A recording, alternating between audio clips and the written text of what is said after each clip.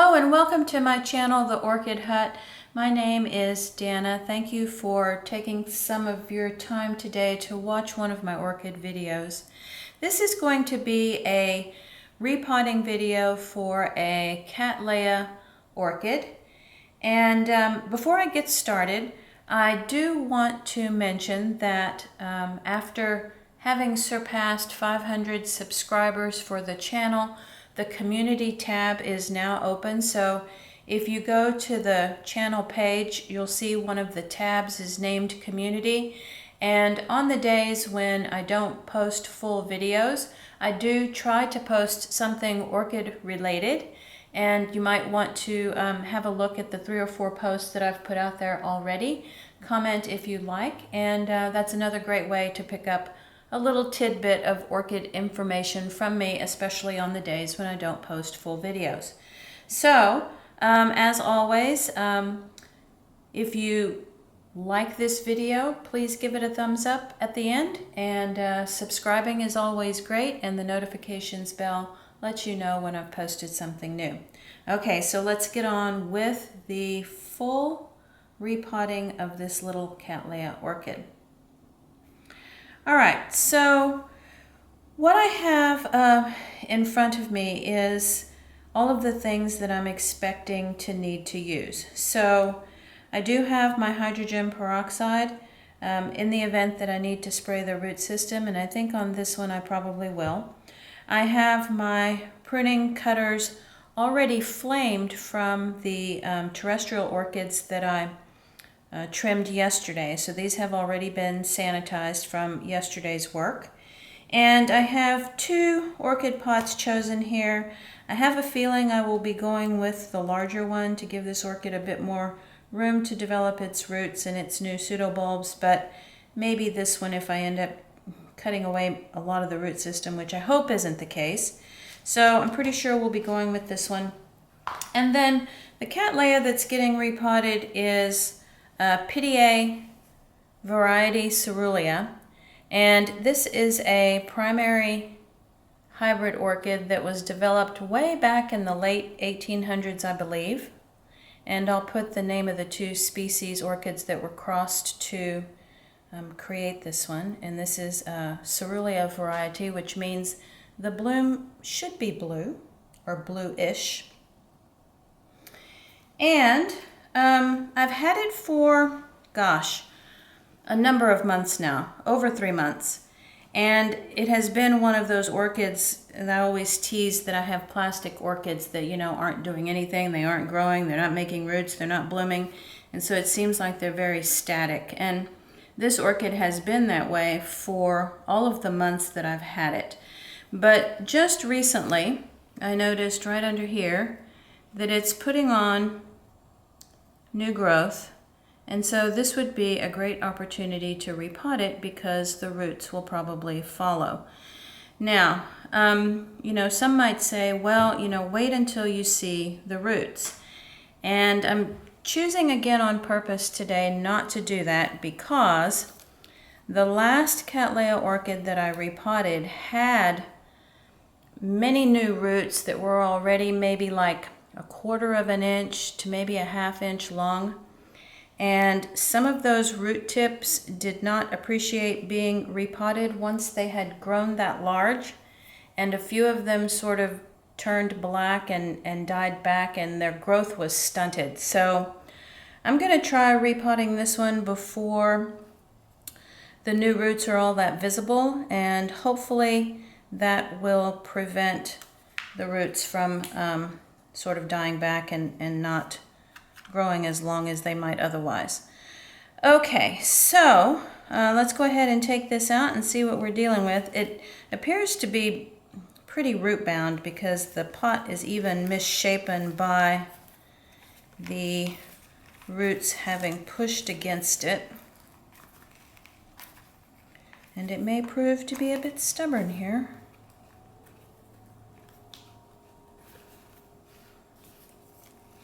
I really don't want to crush the pot in the opposite direction too much for fear that the roots might snap. I did water this one just a couple of days ago, so maybe the roots have a little bit of flexibility. We may have to use the knife trick. Let's see. Okay, so you can see this is indication that this orchid, has been in this pot a very long time.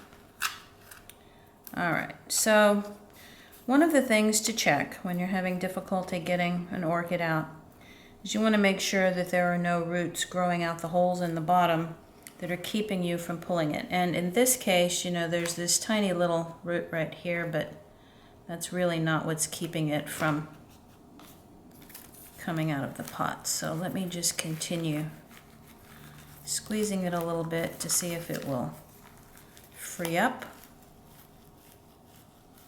I don't want to hear roots snapping though, that would not be good.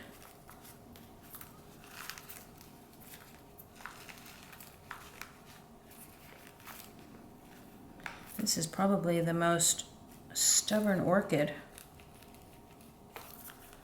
that I have unpotted in a long time. Okay, there it goes. Okay, so we can see why it was so wedged in there. The roots have completely grown up against the edge of the pot.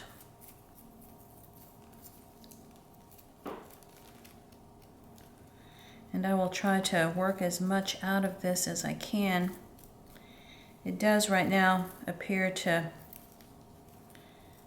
be in need of a rinse under the tap in the sink. There's a lot of media in between the roots, but the roots that have grown up against the edge of the pot have that old media trapped.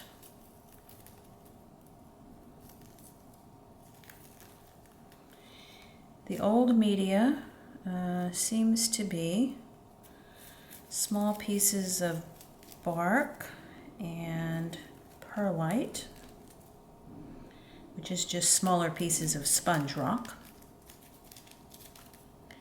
But I'm also seeing what appears to be a sphagnum moss plug at the core of the plant. You can see right there.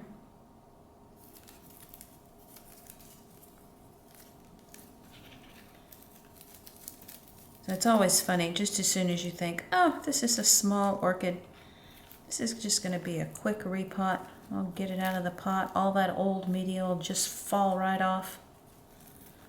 Not the case when it's been in the pot so long.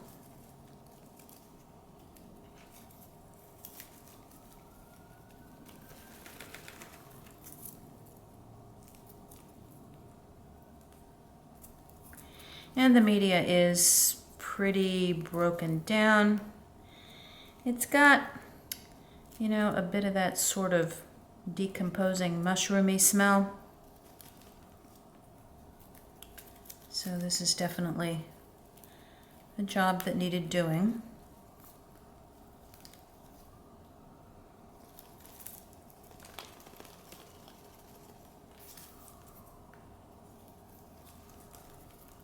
Seems like every time I start to film a video, there's always some sort of unexpected noise that starts. Sometimes it's dogs barking or children playing in the street. Today, it's sirens in the background. I don't know if that's gonna get recorded in the sound of the video, but there's an ambulance or a fire truck going somewhere. Okay. So you can see that there's hollows now down in between the roots where a lot of the media has fallen out, but lo and behold, here is this peat plug that's right at the core. So if I try to pull this off without the water from the tap, I think that's going to be more difficult than is necessary. So I'm going to pause the video, take this over to the sink, rinse out the remaining bark.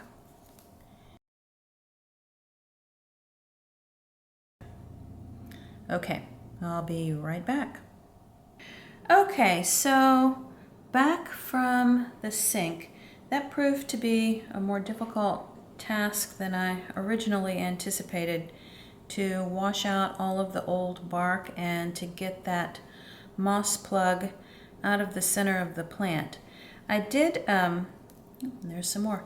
I did save that moss plug just to show you. And what I believe to be true is that this orchid was in that pot ever since it was the tiniest little seedling. And this is the leaf that was the seedling, and it had been planted in the moss, and then of course the moss just stayed there as the plant grew. And you know, they may have added some bark around the orchid as it was potted into something larger, but they never took out the original sphagnum moss in the center of the plant. So having lost this original leaf is not a big deal, and now the moss is out as it should be.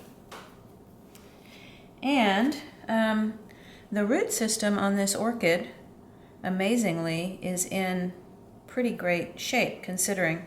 As I was washing it under the sink, I tried to slightly detangle some of the root system. Not anything too aggressive, but just enough so that when I repot it and these roots possibly branch, they can branch in directions that are not as restrictive as growing in the cube like they were before.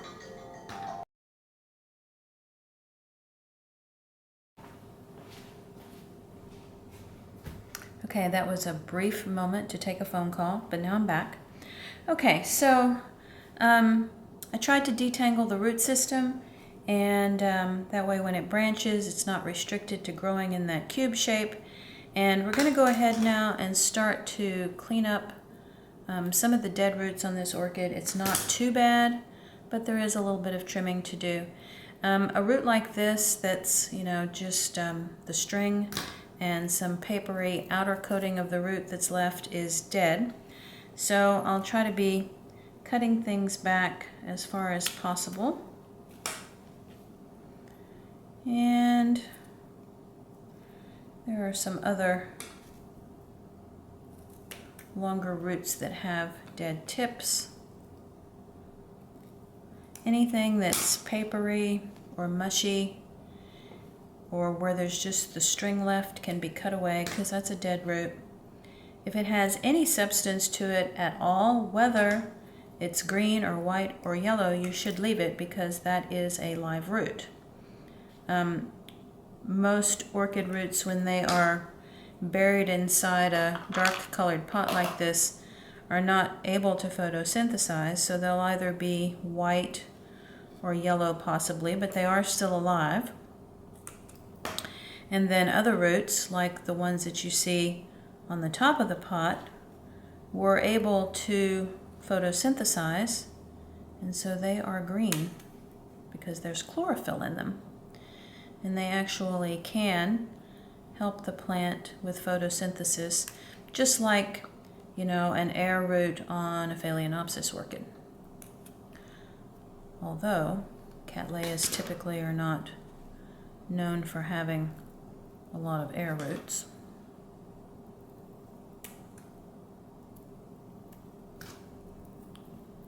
And the bark being actually glued to some of the roots is indicative of how long this plant was in that bark. There's still a little bit of sphagnum at the center, along with some dead roots.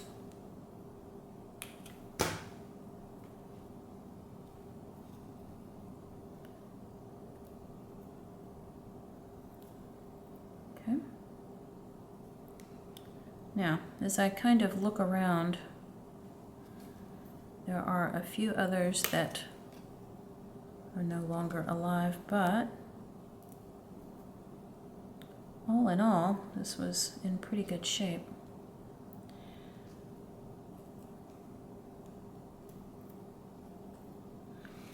I tend to probably trim the root systems less than maybe some other growers do. In other words, I'm not a real aggressive trimmer when it comes to roots. If you leave too many dead roots behind, they can be a little bit, I guess, degrading of the new media, but as long as you get the bulk of it, that's not going to happen all that quickly. And if I'm unsure about a root, whether it's dead or alive, and that's not so much the case on this orchid, but if I ever am unsure, I tend to leave it rather than cut it because I want to give it the opportunity to branch if it's able to do that. Okay, so that looks like that's pretty good for the root system trim. And another thing I think to mention at this point is that, you know, sometimes small Cattleyas like this can be mounted and they can do really well that way. But when you have one with such an extensive root system that has been in a pot, it would be really difficult to move this to a mount at this point and still preserve the root system that's here. So this is, to me, a better candidate for repotting in a pot. Okay, so now let's have a look at the leaves. All right, so the plant, you know, I showed you this one little seedling leaf that was lost in the sphagnum moss that got pulled out, but, you know, it had smaller growths here and here and here and here and here and here. And so these last two tallest ones were probably the last two growths. None of these older growths are particularly wiggly. You know, if they were loose and didn't seem to be attached anymore, I would probably pull them away, but that's not the case. So we will leave the rest of the older growths. There's a little bit of sphagnum still stuck right under the center, but I'm not going to fuss with it because if I try to pick at it, I'm just going to damage those roots. Okay, so the new growth is here, and it appears like the rhizome is kind of coming in this direction towards me. So I'll probably want to put this older part of the plant a little bit closer to the edge of the pot. And no new roots that I can see yet, but I will have this one set up for sending its new roots into the new media by having repotted it. Okay, so it is, you know, this is clearly too small, so not enough roots were trimmed away to bother with a smaller pot. So let me leave just a little bit of media in the bottom of here and see what kind of fit we have.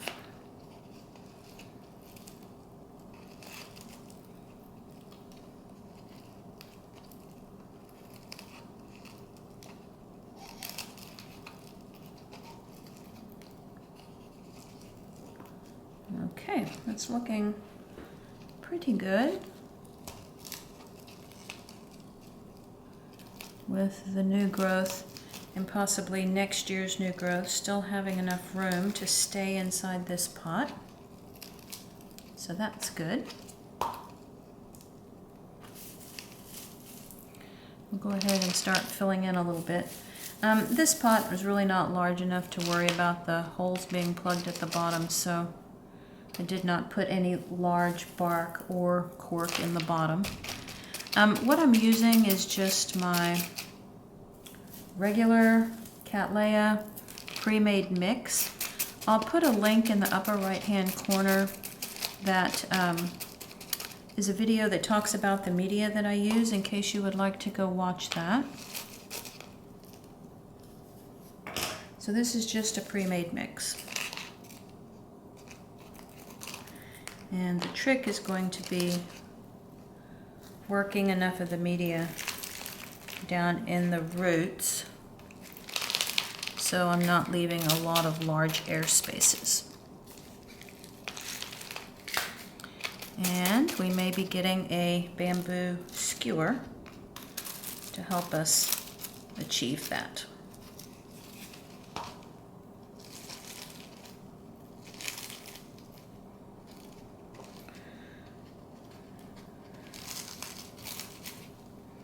Now this pot is not necessarily one of my absolute favorites.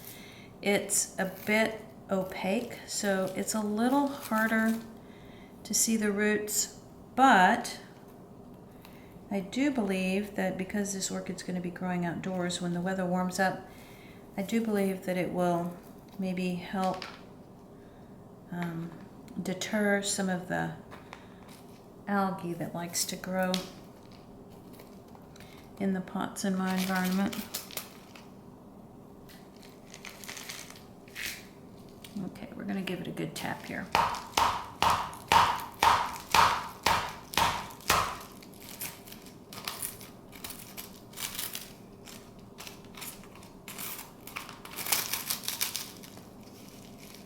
All right, so let's have a look.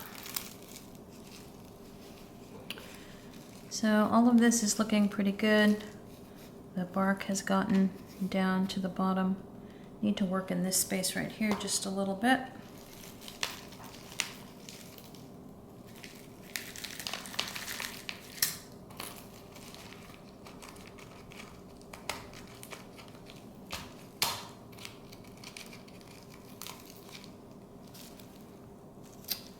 And I do believe a bamboo skewer will help, so let me get one of those.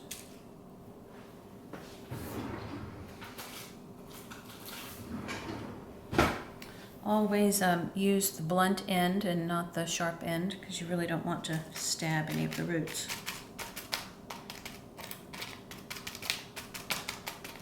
And really, you know, you're just trying to encourage some of the smaller pieces to fall into the air gaps.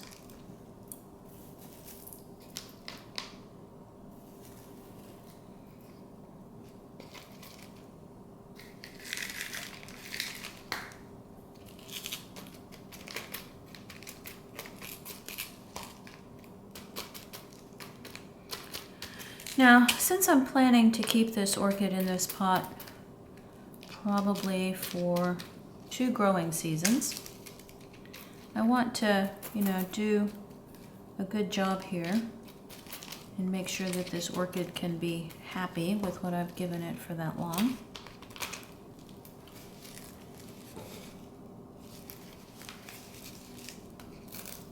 Sometimes there's a large piece of bark like this that doesn't want to cooperate.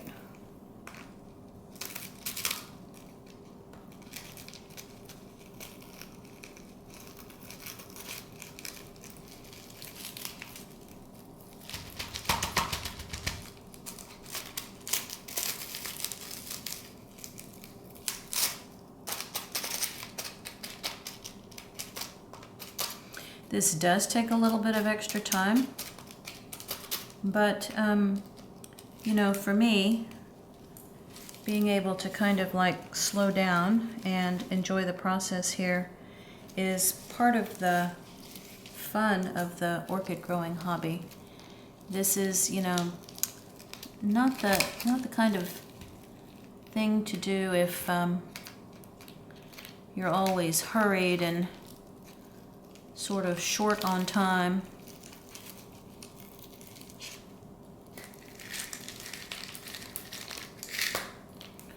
Or you just have to kind of wait until you do have a calm moment to tackle a job like this.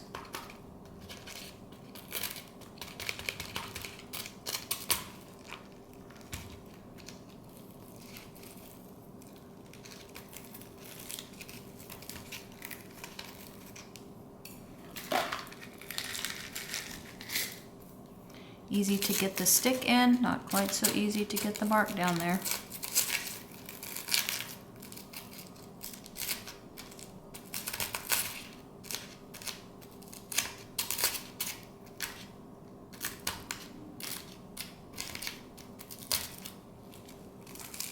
That's a bit better.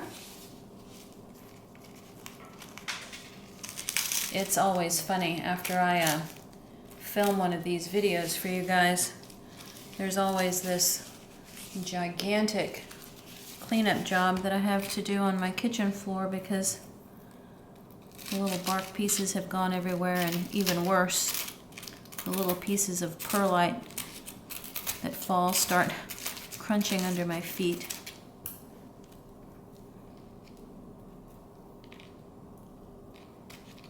I guess the good thing is that the kitchen floor is usually pretty clean.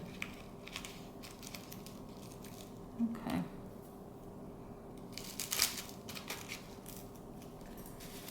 All right, let's see how we're doing. Still a little bit of a gap right there, but otherwise looking good. So let me work on this spot just a little bit more.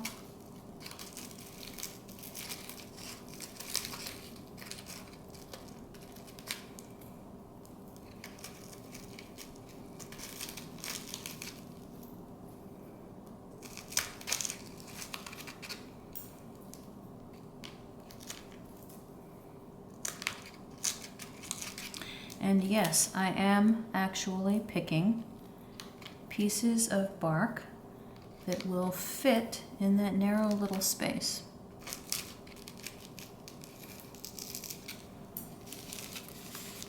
Okay, better, better, better, better, better. Okay, that looks pretty good. Now we just need to finish the top.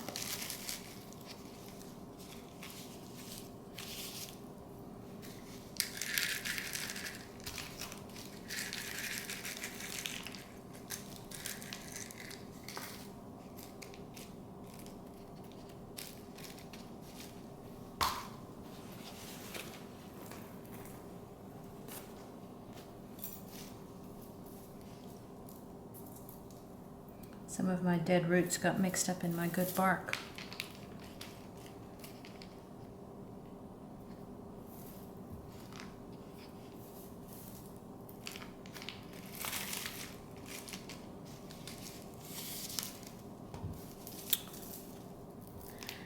One other thing I think about Cattleyas that's worth mentioning as I finish this up. Oftentimes you will hear growers say, well, I just want the new growth to have the right number of leaves. Ah, there's the phone again.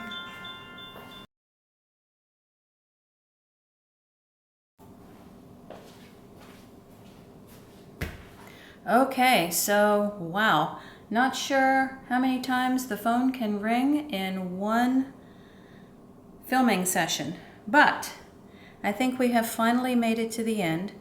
What I was going to mention right before that last phone call interruption is that sometimes growers will say, I just want the new growth to have the right number of leaves. Well, you can tell on this Cattleya that some of the earlier growths just had one leaf. They were not fully mature pseudobulbs because the plant was not mature. But the latest new growth does have 2 leaves. So this is a bifoliate Cattleya orchid, and when this new growth develops right down here, I would hope that it would be at least as large as the previous new growth and have 2 leaves as well.